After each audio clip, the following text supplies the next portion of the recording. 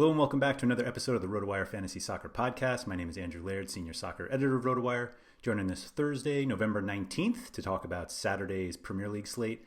Jordan, if I told you, let's do a full year, pre-COVID, if I told you a year ago that we were going to do a podcast on this day, and Odion Ighalo at 9,400 was the most expensive player on the slate, what slate do you think we'd be playing?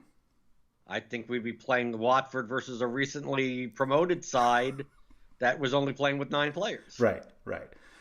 I thought maybe some sort of Odion only showdown slate myself, but because I think he might be the best Odion in the world, so he should be the most expensive one. But just pair him up with Leroy Sané, just in case he makes a surprise appearance for Man City. I know that all these players on international duty are coming back with getting infected and stuff. Mm-hmm. So maybe Man City's gonna have to buy him back. I think there was actually a clause in his contract that they could get him back if he was ever listed on a DraftKings slate, and here we are. No, but Pep will bring him back and still not play him. Yeah, right. Ighalo and Sané aside, I thought the pricing on the slate was questionable. Can I use that? There are some guys who I think are priced very appropriately, and others where I don't know if they're overcompensating for what's happened this season. Maybe I should be overcompensating for this season and think these prices are appropriate. But it does seem like the guys that we're used to playing for much more, or at least we think about playing for much more, are much cheaper, and cheaper to the point where they might actually be good plays at those prices. Yeah, I think you're talking about Man City. Yeah.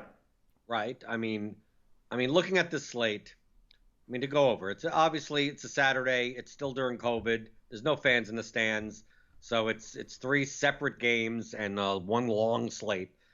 We have the first game is Brighton at Aston Villa. Aston Villa is a plus 128 favorite currently. That total's hovering around 2 3/4. Then we have Man City is a 120 away favorite, minus 120 to Tottenham.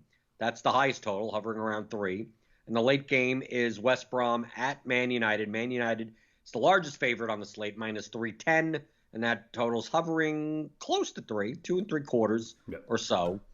And obviously there are some players that we're gonna have to wait on. I almost feel like the first game is the game that I care about the lineups the least,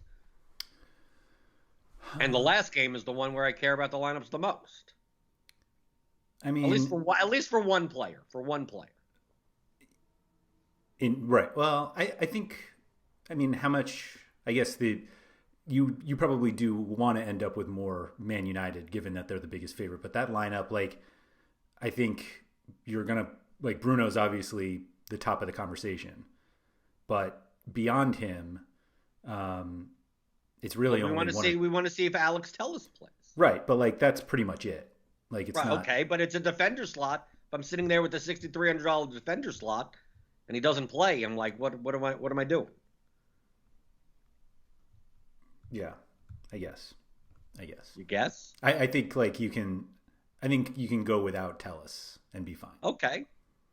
Okay, so how are we jamming these people in? I'm taking a look at this slate, and you look at Man City, you go, okay, De Bruyne. You look at Man United, you go, okay, Bruno. And then you look at the rest of the slate and go, well, how the hell do I fit those guys in? Especially because there might be better floor players in the other game. Villa Brighton, not forward-wise, but they have some actually one of them might be. I think it's actually good that we get the Brighton game first because of Pascal Gross. Right, but if Trossard is back, if March is back, we may not even see Gross even start this game. But I'm saying I think it's better that that's the first game. Okay, but with this forward pool, is there any way that you pay up? You're not playing Harry Kane at 9,300, Rashford at 8,500 if he plays. I could obviously take a look at a Son or a Bale. Bale's obviously 1,200 cheaper, and they've kind of been splitting set pieces, but they're an underdog against Man City. Actually, if you just look on the cheat sheet, like Brighton has a slightly higher implied goal scorer number than Tottenham does. Yeah.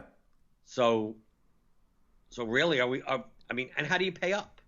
If you pay, even if you're playing one of Bruno or Kevin De Bruyne, like there's nothing to pay up for. I'm looking in this like 7K range. I'm looking more like Gross, Mahrez, Trossard. You could get away with Greenwood if he's in, but you'd never know that before the last game. Right. And then obviously Man City. I don't think Jesus is that bad at 7,700, but he has no floor. But we could have Aguero start in this game, and he's 5,900. Or Sterling at 64 isn't bad either.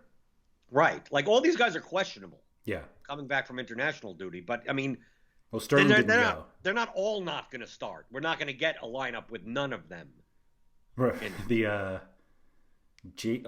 think Jesus will start. Jesus, Mahrez, Ferran Torres. We could see. I guess so, but then at least you get Mahrez. But then, right. Yeah, I think, Bernardo's there. I never play him, but some people do. But yeah, I think paying up is like if you're going to play Kane, at least in cash, like you obviously just go down to Son. Right, but I don't even know why you would play $9,300 forward on an underdog team. Right. Like that, why don't you just play Rashford at that point? Why Rashford or Martial, whoever starts for Man United, you wait. Keep your optionality open for the 3:00 game. Yeah. That's why I said I don't even know if you have to fill. If Gross starts, I don't even know if you have to fill it. I don't even know. Does it matter? What happens if Gross starts and March starts and Trossard? You get there and it's like, who cares about Brighton set pieces at that point? Yeah. And it's like, well, whatever. And you're probably not going to play Watkins at 7,800 as a goal dependent forward for that price. Right. So to me, forward looks like a wasteland of floor. It's just a matter of like who fits. Mm-hmm. I think the key position on the slate is midfield by far. Yeah, by far. But even these punts, like at forward, like is there anyone cheap that will play? I think the cheapest possible one. Connolly, if he plays over Grote, like if he plays over the Brighton guys, because I don't see Lucas starting, I don't see Ollie starting. Lucas Moura starting is not crazy. Bale played over actually played over the international break and okay, but he is Bertrand Traore maybe. Right, El Ghazi's and stuff. None of these guys start. Yeah. Yep. But I don't mind Sterling I don't mind the Man City guys. Agreed. At those prices. When I saw the prices of like Kane and Son versus all the Man City guys, I went right to goalkeeper, expecting to see Lloris at 5,600 and Ederson at 4,400. Yeah, I don't get why they priced them this way. Man City's the favorite in this. Man City's just been awful. It's like they haven't been scoring enough. And so they're just using those. I assume that's just what the algorithm is now emphasizing. Well, obviously the algorithm thinks that Man City needs enough help to give him Leroy Sané for no reason. Right? They need as much help as they can get. Right. No, I'm just saying Jesus has 2 Premier League goals. Sterling has 2. Foden has 2. And nobody else has more than that. Okay, well, they could turn it around. Right. And obviously the odds makers think so. They're favored. Right. But that's the only explanation I have of why the Man City guys are as cheap as they are. Right. But at midfield, can you make a construction that you think is optimal with both Bruno and De Bruyne?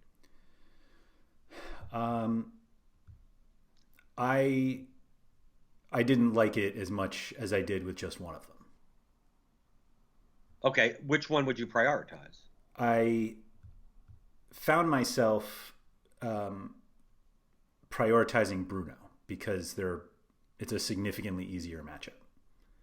Well, that and as well as you could play forward pieces of Man City in your lineup. That's what I was going. I think like you're more likely to play Bruno and Mahrez versus De Bruyne and whatever you have to like. You're not going to play you have to do, right? And Rashford, or if you wanted a piece of that game, like I just don't see you doing it that way. Right. Like Telles obviously would affect him, but Bruno has still been fine even with his like open Shaw play taking. value is worth. He is the second highest goal scoring odds on the slate. I mean, he's the first. Actually, he's compared first. to Yeah. starters, he's first, right? Yeah. Right at plus 107, and he has open play value. So, like De Bruyne is at plus 195, and obviously he has set pieces. Yep. But we also see with Man City that Mahrez is on Sterling. I mean, he doesn't take them all. Right. Gundogan can take a corner. I mean, stuff like that could happen. Yep. So, I mean, I know and also Man United is so much of a bigger favorite. So I feel that I don't need De Bruyne. But to me, it's kind of weird to say, but I think the best midfield play on the slate is Ross Barkley. Ugh. But you're only sighing like that because it's true. I agree with you. He has a set piece monopoly now. Right. He has. Because Grealish isn't taking anything, right? And Horahan isn't. I can't pronounce that guy's name. You were Whatever close. it is. That was close. I was close. Yeah. Power hands, like power. Right. But he's not doing anything. No, he's not. Right. McGinn is now playing as like a defense, almost like a deep midfielder. Yeah. So, like, why wouldn't Aston Villa's favored at home? He has if not a monopoly, a near monopoly of set pieces. Yep. 7,400. There you go. There, I got to play Bruno, play Barkley, and now we got to find some type of punt midfielder, and there's probably one that you could find. Yeah. The way I was looking at the Grealish versus Barkley thing is I think Grealish has a higher floor from the fouls drawn, but you can't get anything from a foul drawn other than the foul drawn, whereas like set pieces gives you the possibility of an assist or at least a chance created. Like Barkley's floor stats are things that create upside, whereas Grealish mostly just draws foul. I mean, he takes shots obviously and sends crosses, but like so many of his points come from drawing fouls, and the only thing that helps is Barkley because he's the one who will probably take the dead ball after Grealish draws the foul anyway. Right, but I mean, you could play Grealish as a GPP play. I mean, sure, in a non-Barkley lineup. I don't think he's crazy for cash. Like I think but like it's really like if you're playing Grealish in cash, why are you choosing him over Barkley? Right. If anything, you play them together. But if you play them together, then you're not playing Bruno or KDB. Right. And it's like, why are you doing that? Right. And then for West Brom, I'm going to assume that Pereira doesn't start. Right, he's questionable. Yeah. So do we go back to Krovanovic as a big underdog at 4,900? It wasn't low enough for me. Okay, but it's still it's viable. Sure. But in between there, like I'm taking a look in between like Barkley and Krovanovic, and like who's there? I mean, who's there that? Are we going to get another Juan Mata start? The only guy I considered, and he is also questionable to play. He has no set pieces, and he's playing for an underdog. So he really checks all the boxes of like guys you should not play.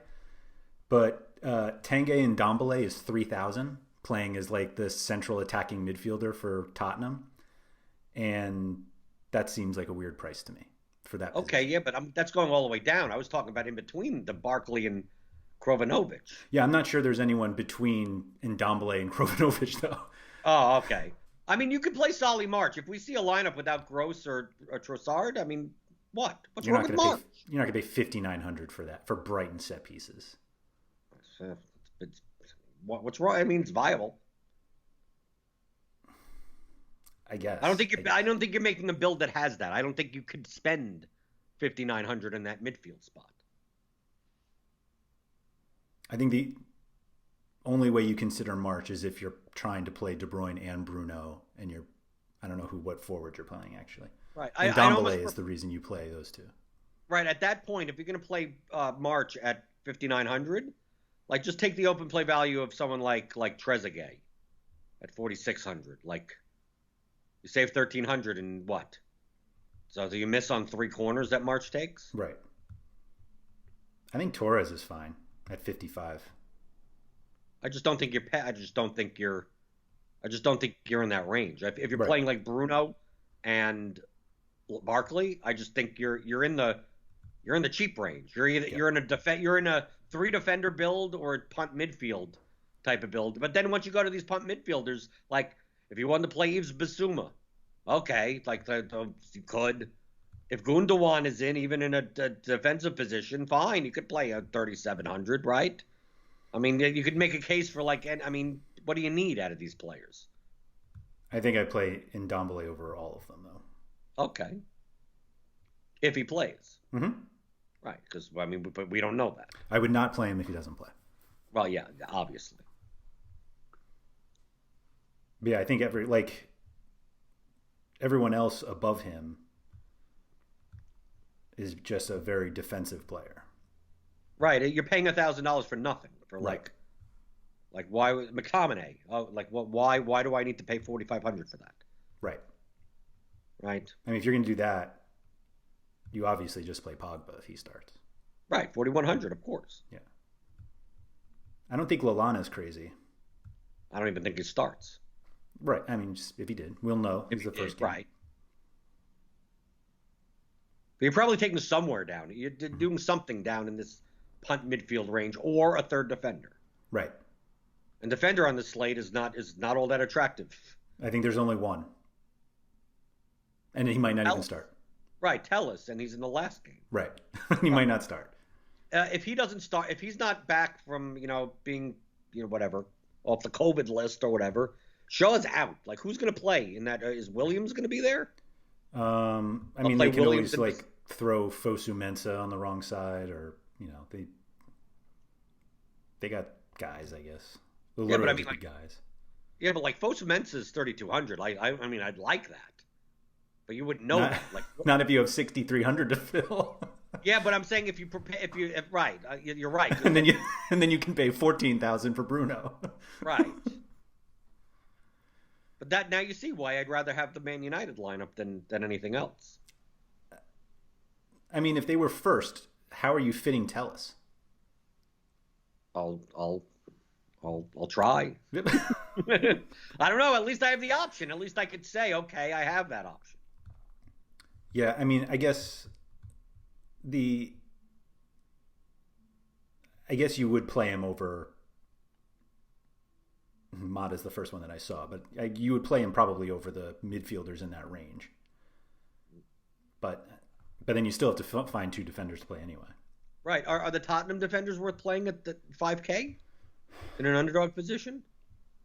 Wouldn't I just rather play Wan-Bissaka at that point? I guess. I think you actually just play the Villa guys. Okay. No, that's fine with me. I think Cash is perfectly fine in Cash. Yeah. Right? Cash and Cash. Why not? That's his name. How do you not plug him into a Cash lineup? That's literally his name. I think you can play both of them. Target at 4,000 is final? Who cares? No, I mean together. Right, who cares? Right, who cares at that point? I think this is a slate where you could play, if you wanted to play a center back. Yeah. Punted defender. Lewis Dunk is going to be back, and he always seems to score a goal whenever I don't play him. You mean whenever? When would you ever play him? Well, sometimes there's a punt. Sometimes in my GPP lineups, there's okay, I'm going to go for the Harry Maguire goal, and it's not Lewis Dunk, right? Yeah. Tyrone Mings, it's going to be some one of those bums down there, right? Can't win first place in the GPP in a 3-game slate without them bums down there, yeah. And it's and I choose one of the bums, and then some other bum scores, right. So it's really? Or you choose one of the bums from the same team and the other bum of the same. Yeah, the other one, right? Does. Yeah, right. Exactly. James Tarkowski, Ben Mee problem. Right. Do you? That was always my problem with West Brom, right? You always Johnny Evans, and then some other center back. The other one. Do you put any value on not filling that spot early? Dunk. We'll take Dunk as the example, but he's in the first game. Do you really want to lock in a defender spot right away? Well, who would they be taking in the second game? I mean, literally anybody. I mean, you could take Eric Dyer at 2,700 in the middle game. I'm just saying, like, what makes you like any of them other than... Well, because they're cheap. I mean, who else would... There's no one underneath him. No, I mean, we could see Ruben Diaz play for Man City or Eric Dyer for Tottenham. Alderweireld, like, you could play somebody from that game. I guess so. Yeah, it's like, do you want to plug that spot right away and get rid of it because who cares? Or would you rather wait because who cares? No, but I may get the Lewis Dunk goal. Right. Right. Okay. So why play Eric Dyer? I don't even know if you need that build. I just don't even know if you need that build. But if you were going to do that build, like, to me, that's a build where you're plugging in someone, a very cheap center back, because you're playing Telles in your, like, utility spot. Right. Right, because you're playing, like, Bruno, Barkley in your midfield spot, and you're playing a 6K guy in the utility. The problem is that Telles doesn't start. Like, that obviously turns into someone like Krovanovic, and then you're leaving money on the table. If you left some money on the table, it could be Greenwood. He's only 300 more than Telles. That's right. And then, yeah, Mata, Wan-Bissaka. Yeah. And then you can just hope you can cash those in for crowns. Right. Is Veltman playing wide for Brighton, or do they He hasn't been. He's okay. It's 3 in the back, but he's been playing centrally. You always have to check out that formation for Brighton, because sometimes Byrne does play as a fullback, and sometimes he doesn't. I mean, it really depends on how they line up with Lamptey and because they'll play like March as a wing back. Lamptey, yeah. Right. Veltman was particularly frustrating for me in the last Brighton slate because he was like 2,800 or something like that, and people played him, and I'm like, oh, he's a center back, like, just so you know you're playing him as a center back, and everyone's like, oh, it doesn't matter. 4 crosses, 3 chances created. I'm like, what is this? Who does this from a center back spot? Like, just ridiculous. If we could go back in time, I could play Kieran Gibbs. and Branislav Ivanovic. Yeah. What are West Brom doing? What are they just trying to sign the oldest people possible? Gibbs isn't that old. No, but I mean, come on. But Ivanovic. Like, they just have like people that they found off the street. I mean, no team wants these guys. Ivanovic is 36. He'll be 37 in February. Seems too old to be starting for a Premier League team. Well, wherever West Brom it isn't. I guess. A goalkeeper, you're either paying up for De Gea or you're going down. Right? Yeah. Like, why pay Ederson? Why pay for Ederson in this spot for 500 less?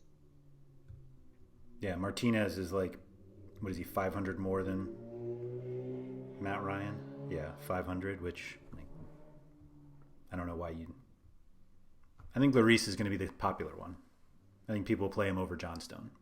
Okay, but I think it'll be down there. I mean, and if you wanted to play Johnstone and with Bruno in your lineup, then who cares? I mean, Bruno's floor is not affected by, they could score no goals, and Bruno could sit there with 18 points. So that isn't that big of a deal. Yep. In fact, you could just try to get a Bruno saved penalty, because you still get the shots and the shot on target. You get the extra bonus for the goalkeeper.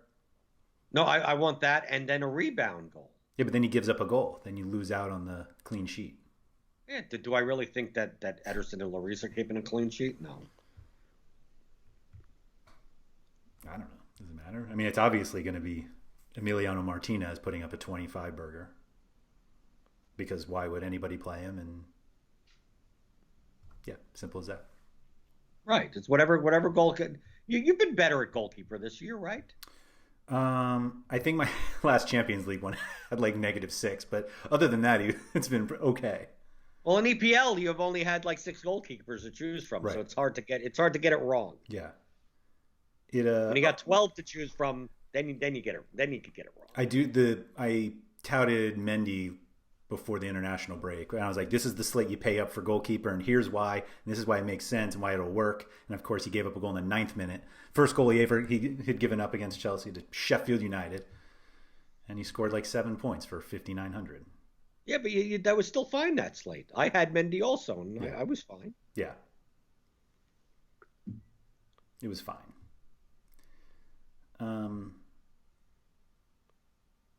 I got nothing else.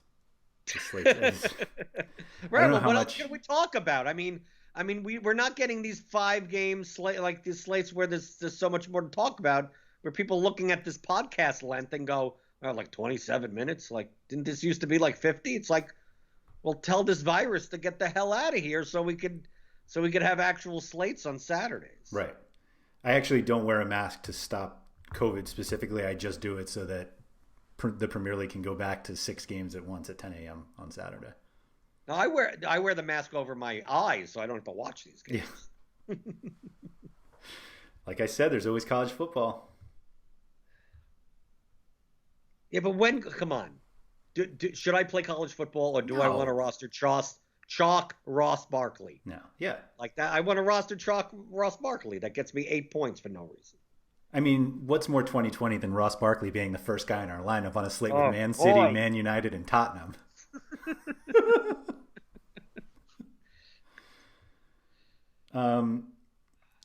Would you pay up for the Tottenham guys before you focus on the Villa and Brighton guys for GPP? No, I probably I think the Tottenham guys are going to be lower owned because they're underdogs and they're overpriced. So like, but there's still. But like, you really think people are going to say like, no, I'm not going to play Son at 8,300. I'll go play Maupai or Watkins for 600 less. No, but I'm talking more about Kane. Kane, yeah. Right. I'm not necessarily talking about Son or Bale. I'm talking about Kane primarily. Like, if you're going to play Kane and like Aurier or Reguilon, do that type of combo, like I think that'll be less popular. Like that type of combo. Right. Like, yeah, I think Maupai is going to get like none ownership. More people play Watkins because you have more pieces on Villa that are attractive. Yep. People pair them up with Barkley or the fullbacks, obviously. But like Maupai, like especially if Gross is in, like Gross will get the ownership. Maupai will get nothing with $500 more. Yeah. Where's Trost? Oh, 6,900. I can tell you who's not going to get much ownership. Leroy Sané. Why is he there? He's in red. They had to put him in red. Who's working at DraftKings now? He's been on the team in 4 months. It's not like he was even in the player pool and other slates. Like That's the weird thing. Like he's been in Bundesliga slates. Right. Because that's where he plays. So if you really want to be different, is he playing? Okay. Is there a Bundesliga slate on Saturday? I mean, not yet, but what are they playing? They are playing. Bayern is at 9:30 Eastern. Like, he will be playing. You'll know if Sané's in the lineup, so you can play him on the EPL slate. That's right. And I think they're the biggest slate for the week in the Bundesliga. Of course they are. They're Bayern. Yeah. Yeah. He seems like an easy play to me.